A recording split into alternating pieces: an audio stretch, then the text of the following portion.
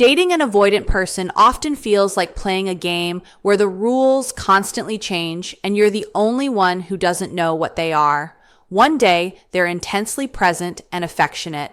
The next, they've disappeared without explanation. One moment, they're making plans for the future. The next, they're questioning whether the relationship even makes sense. This isn't random behavior or genuine confusion about their feelings. It's a sophisticated, largely unconscious system of manipulation designed to keep you off balance, pursuing and emotionally invested, while they maintain complete control over the distance and depth of the connection.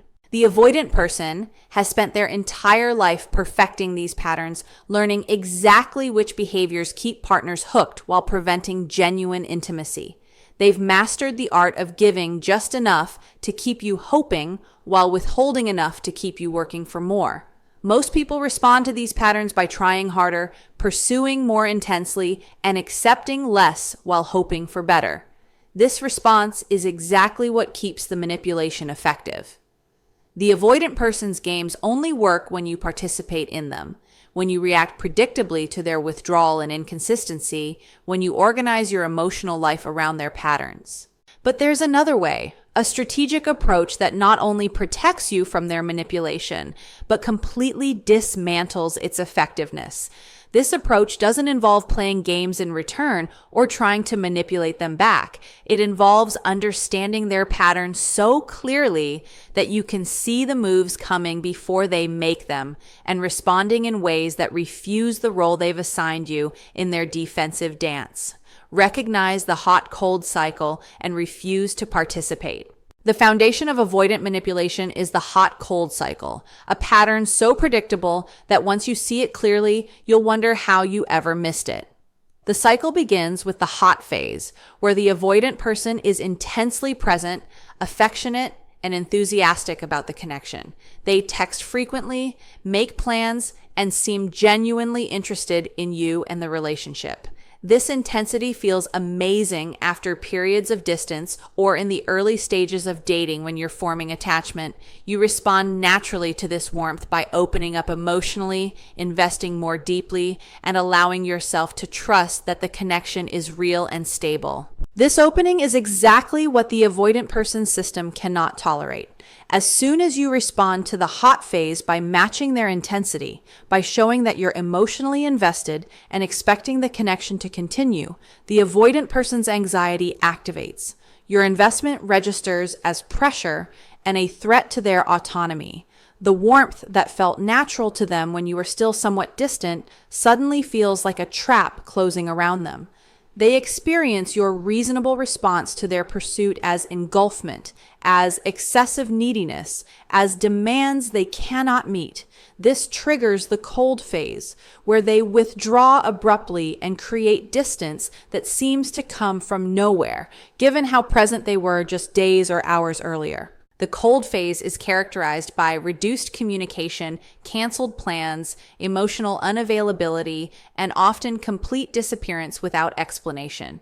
The contrast between the hot and cold phases is so stark that it leaves you confused and anxious, desperately trying to understand what changed, what you did wrong, and how to restore the warmth that was so recently abundant. This confusion and anxiety is the point. The cold phase serves multiple functions for the avoidant person. It relieves their discomfort with the intimacy they developed during the hot phase. It tests whether you'll pursue them, confirming your emotional investment. It maintains their control over the relationship's pace and depth, and it keeps you focused on them and their behavior rather than on whether this relationship actually meets your needs. Most people respond to the cold phase by increasing their pursuit. They text more frequently, trying to reconnect. They ask what's wrong and whether they did something to cause the withdrawal. They work harder to demonstrate their value and understanding. They accept blame for the avoidant person's discomfort. This pursuit is exactly what the avoidant person's system is testing for. Your increased effort during their withdrawal confirms that you're emotionally hooked, that they maintain power and control, and that they can withdraw without consequences because you'll do the work to restore connection.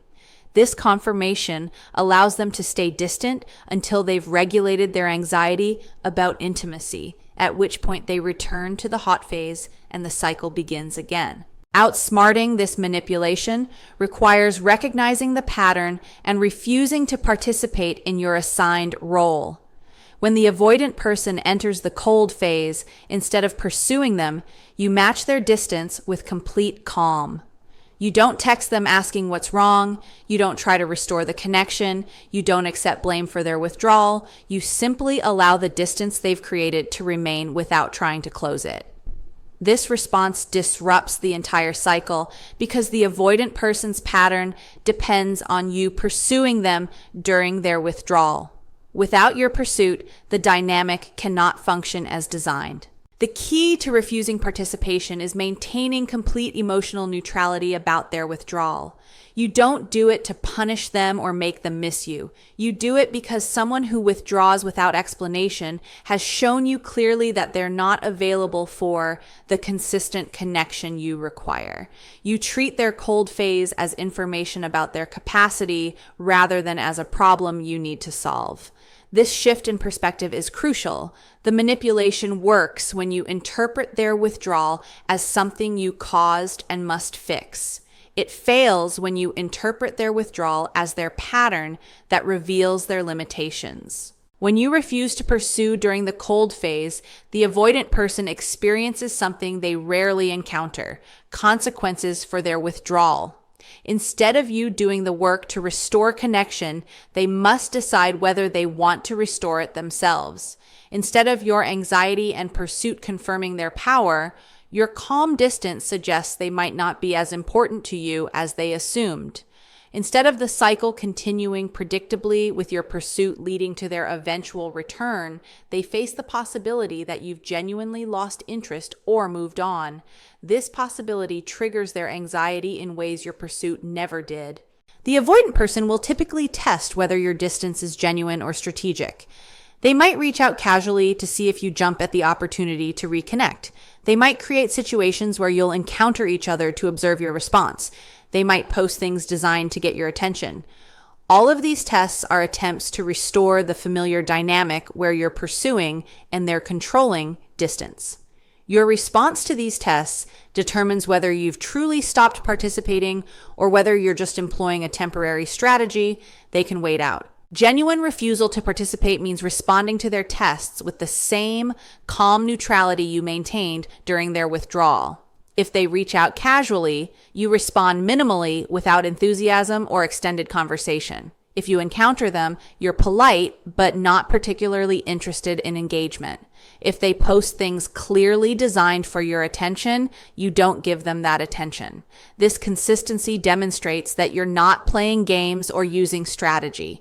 You've genuinely stepped out of the dynamic because their behavior showed you they're not available for what you need. The hot-cold cycle can only continue when both people play their assigned roles. The avoidant person pursues and withdraws, and you pursue when they withdraw and accept their return when they're ready to be warm again. Breaking this cycle requires you to stop pursuing during their withdrawal and to evaluate carefully whether you even want them to return when they're ready to be warm. This evaluation is where most people fail because when the avoidant person does return to the hot phase after encountering your distance, there's tremendous temptation to accept their renewed warmth and pretend the cold phase never happened. Accepting this return without consequences means the cycle continues indefinitely. True outsmarting of the hot-cold manipulation requires maintaining your boundaries even when they return. You acknowledge their return, but you don't immediately match their renewed warmth. You express that their withdrawal was unacceptable and that you need to see consistent behavior over time before you'll invest emotionally again. This position is difficult to maintain because the avoidant person's return to warmth is what you wanted during their cold phase. But accepting them back without establishing that their behavior has consequences guarantees the cycle will repeat. They'll learn that they can withdraw at will and return when ready without any real impact on the relationship or your availability. Stop explaining yourself and watch them lose control. One of the most effective manipulation tactics avoidant people employ is making you constantly explain, justify, and defend yourself. They ask why you feel the way you do. They question your needs as if they're unreasonable. They express confusion about your expectations as if wanting basic consistency and emotional presence is somehow excessive or unclear. They frame your perfectly normal relationship needs as demands or pressure. This constant requirement that you explain yourself serves multiple purposes for the avoidant person. It keeps you focused on defending your position rather than examining their behavior. It makes you doubt whether your needs are legitimate. It puts them in the position of judge, evaluating whether your explanations are sufficient.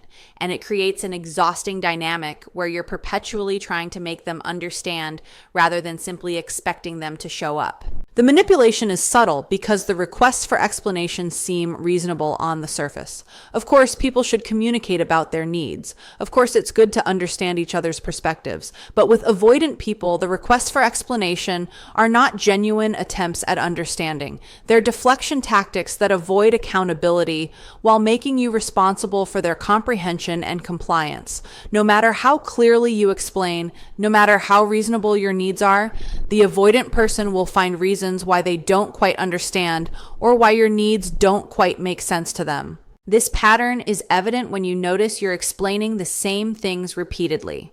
You've told them multiple times that you need more consistent communication, yet they continue asking you to explain why that's important. You've expressed that their withdrawal hurts you, yet they continue withdrawing and asking you to explain why you're upset. You've stated clear boundaries about what you will and won't accept, yet they continue crossing those boundaries and asking you to justify why those boundaries exist. The repeated explanations serve no actual purpose because the avoidant person isn't listening to understand and adjust. They're listening to find weaknesses in your explanations that allow them to dismiss your needs as unreasonable. Outsmarting this manipulation requires you to stop explaining yourself entirely. When the avoidant person asks why you need something or why their behavior bothers you, you refuse to engage in the explanation cycle. You simply state your need or boundary without justification. When they express confusion, you don't take responsibility for their confusion by explaining more clearly. You acknowledge that they're confused, but maintain that your position is clear enough and doesn't require further elaboration. This refusal to explain strips the avoidant person of a major control mechanism. The key is recognizing that you don't need the avoidant person to understand or agree with your needs for those needs to be valid and for you to maintain boundaries around them. You don't need them to comprehend why you want consistent communication to decide that you require it from a partner. You don't need them to validate that their withdrawal hurts to decide that you won't continue accepting it. You don't need their approval of your boundaries to enforce those boundaries. When you stop seeking their understanding and approval, you reclaim power they've been holding through the explanation dynamic. When you refuse to explain, the avoidant person typically responds with increased demands for explanation. They'll say they can't meet needs they don't understand. They'll claim you're being unfair by not helping them see your perspective. They'll express frustration that you won't communicate with them. All of these responses are attempts to restore the dynamic where you're explaining and they're evaluating whether your explanations are sufficient. Standing firm in your refusal requires recognizing these demands as manipulation rather than legitimate requests for clarity. Your response to their demands for explanation should be simple and unchanging. You might say something like, "I've stated what I need clearly. Whether you can meet that need is your decision, but I'm not going to keep explaining why I need it." This response puts the ball back in their court. They can choose to meet the need or not, but they no longer have the option of endlessly questioning the need while avoiding actually addressing it. This shift is profoundly uncomfortable for the avoidant person because it removes their deflection strategy. The avoidant person may claim you're being rigid or unwilling to communicate. They may frame your refusal to explain as relationship-ending stubbornness. These framings are final attempts to make you doubt yourself and return to the explanation cycle. Resisting them requires confidence that your needs are legitimate, regardless of whether the avoidant person validates them, and clarity that real communication involves both people working to understand each other, not one person perpetually explaining to the other who never quite gets it. When you stop explaining yourself, you'll notice the avoidant person loses significant control over the dynamic. They can no longer keep you spinning in circles trying to make them understand. They can no longer waste your time and energy on endless discussions about whether your needs are reasonable. They're confronted with a simple choice: meet the clearly stated needs or accept that the relationship will end. This clarity is threatening to them because it removes their ability to keep you hoping they'll eventually understand while never actually changing their behavior. Match their energy exactly without emotional investment. The avoidant person's manipulation relies heavily on you investing more emotionally than they do. They offer minimal effort and expect maximum return. They text sporadically and expect you to be available whenever they reach out. They make vague plans and expect you to hold space for them. They offer breadcrumbs of affection and expect you to treat those breadcrumbs as full meals. This imbalanced investment keeps them in control while keeping you hoping for more. The more you invest while they withhold, the more power they have and the less accountable they need to be. Outsmarting this manipulation requires matching their energy exactly without any of the emotional investment you've been providing. When they text you, you respond with the same level of enthusiasm and length they offered. If they send one-word responses, you send one-word responses. If they take hours to reply, you take hours to reply. If they make vague plans, you stay equally vague about your availability. This mirroring strips away the investment imbalance that's been allowing their manipulation to work. The crucial distinction is that this matching isn't a strategy designed to make them chase you. It's an authentic adjustment of your investment to match what they're demonstrating they're willing to invest. You're not playing games or trying to trigger their anxiety. You're simply refusing to overfunction in the relationship while they underfunction. You're bringing your effort level down to match theirs rather than continuing to pour energy into someone who's giving minimal effort in return. This matching energy approach reveals very quickly whether the avoidant person is capable of more investment or whether their minimal effort represents their actual capacity. If you stop overfunctioning and the relationship immediately becomes nearly non-existent because they don't increase their effort to maintain it, you have clear information that they're not actually invested in the relationship. The connection you thought existed was built primarily on your effort, and without that effort, there's nothing substantial underneath. Some avoidant people respond to your matched energy by increasing their own effort. When they notice you're no longer chasing, when they see you're matching their minimal investment instead of compensating for it, they may step up their game. This increased effort is where you must be extremely discerning. Is this a genuine increase in their capacity and investment, or is it reactive pursuit designed to restore the imbalance where you invest more than they do? The way to tell the difference is by maintaining the matched energy even when they increase theirs and observing whether their increased effort sustains or whether it drops back to minimal once they feel secure that they've restored your higher investment. Matching energy exactly requires you to stop making excuses for the avoidant person's minimal effort. You stop telling yourself they're just busy, or that they show love in different ways, or that they need more time to open up. You look at the actual effort they're providing, and you match it without supplementing it with the effort you wish they were providing. This honest assessment of their investment is often painful because it reveals that you've been doing most of the work to maintain the relationship. The matching also extends to emotional availability. If they share minimal information about their life and feelings, you do the same. You stop being the one who opens up emotionally while they remain closed. You stop creating intimacy through your vulnerability while they offer none of their own. You maintain the same level of emotional distance they maintain.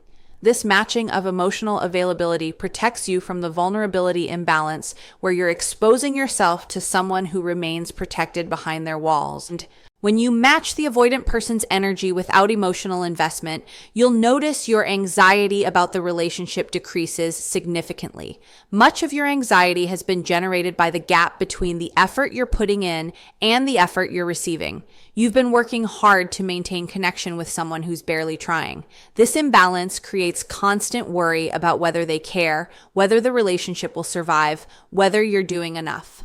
When you stop overfunctioning and simply match their energy, the anxiety dissolves because you're no longer invested in an outcome that depends on them changing. The avoidant person will likely notice and comment on your changed behavior. They might say you seem distant or ask if something is wrong.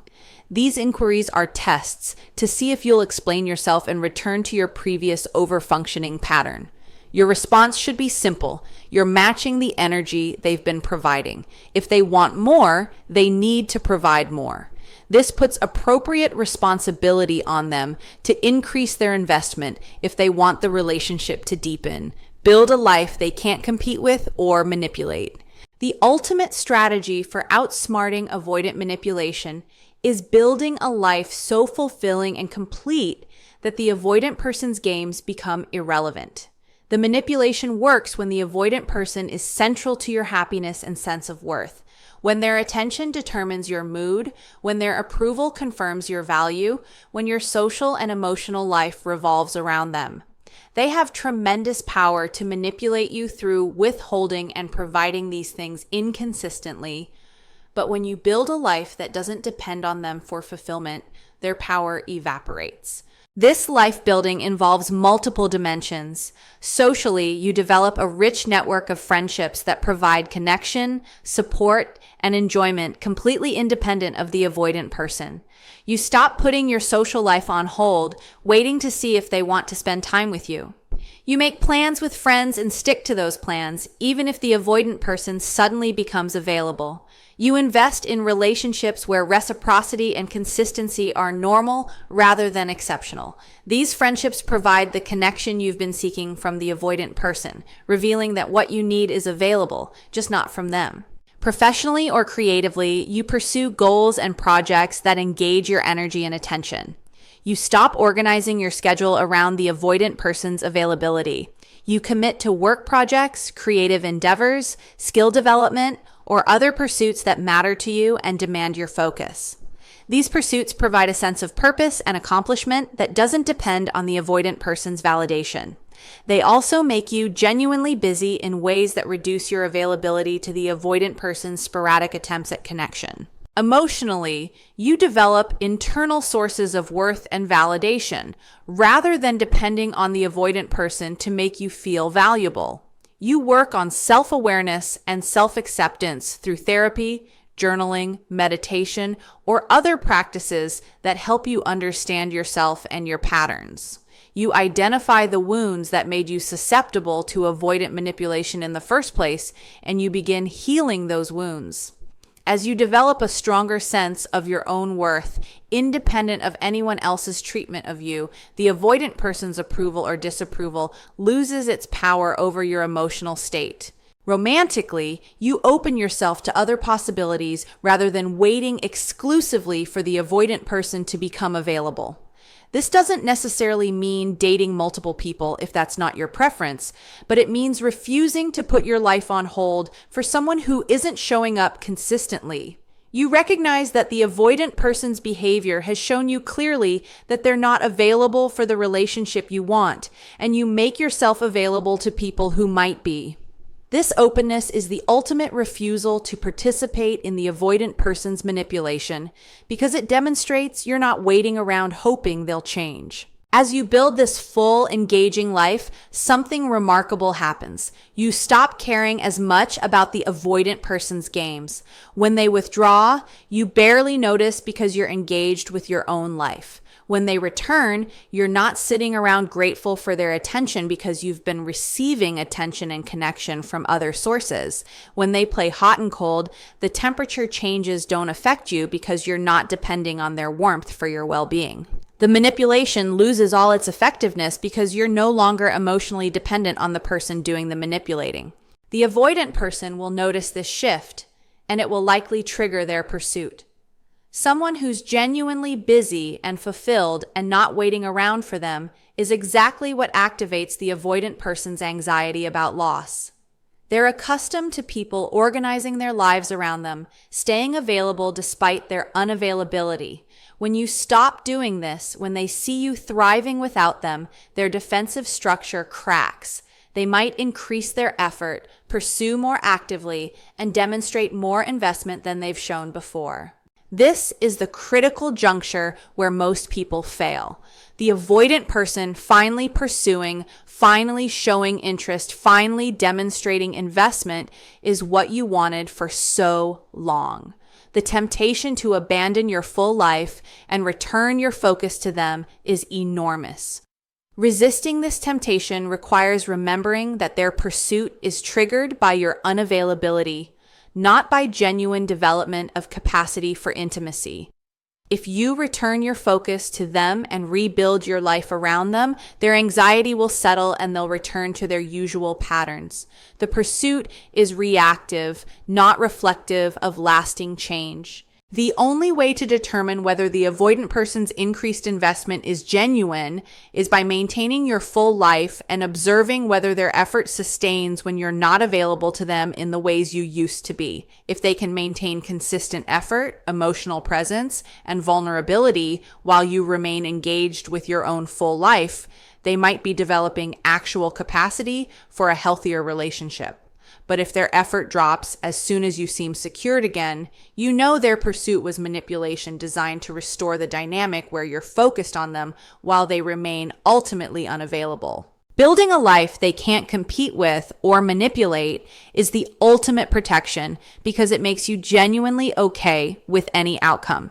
If they step up and become genuinely available, you can choose whether to let them into your full life. If they continue their patterns, you can walk away knowing you have a rich, meaningful life that doesn't depend on them.